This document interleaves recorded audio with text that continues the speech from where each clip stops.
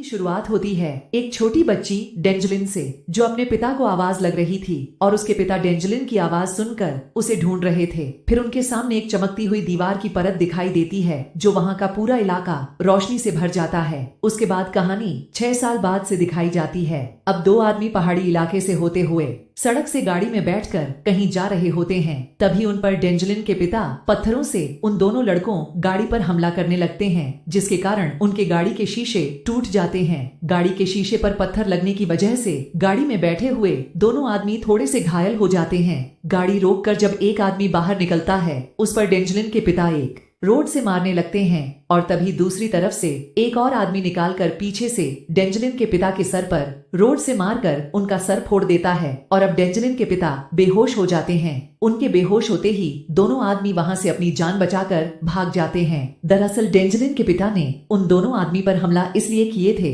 क्योंकि 6 साल पहले दोनों आदमी ने उनकी बेटी डेंजलिन को किडनैप कर लिया था, जो आज तक उनके बेटी का पता नहीं चला। इसीलिए डेंजलिन के पिता उन दोनों आदमी से लड़ रहे थे और अपनी बेटी का पता पूछ रहे थे कि कहाँ है मेरी बेटी, पर वो नहीं बताते हैं और वहाँ से भाग जाते हैं। अब वहाँ पर पुलिस आ जाती है और डेंजलिन के पिता को पुलिस वाले पकड़कर लेकर चले जाते हैं। दरअसल पुलिस वाले ने डेंजलिन के पिता को इसलिए गिरफ्तार कर लिया क्योंकि जिस आदमी से वो लड़ रहे थे उन दोनों ने अपनी गाड़ी वहीं पर छोड़कर भाग गए और वहां पर डेंजलिन के पिता थे और उस गाड़ी के पिछले गेट को खोलकर अंदर चले गए और अपनी बेटी को ढूंढ रहे थे। और तभी वहां पर पुलिस वाले आ गए और उन्हें लगा कि वह छोटी बच्चियों का किडनैपर है, इसलिए इन्हें गिरफ्तार कर लिया गया। और तब डेंजलिन के पिता पुलिस वैन में बैठते हैं। तब एक पुलिस वाले के हाथ में डेंजलिन की फोटो देखते हैं तो वह फोटो पुलिस वाले से मांगने लगते हैं। जब वह फोटो नहीं देता है तब पुलिस वाले से हाथा वही करने लगते हैं। तभी हथकड़ी टूट जाती है और डेंजलिन के पिता वहां से भाग जाते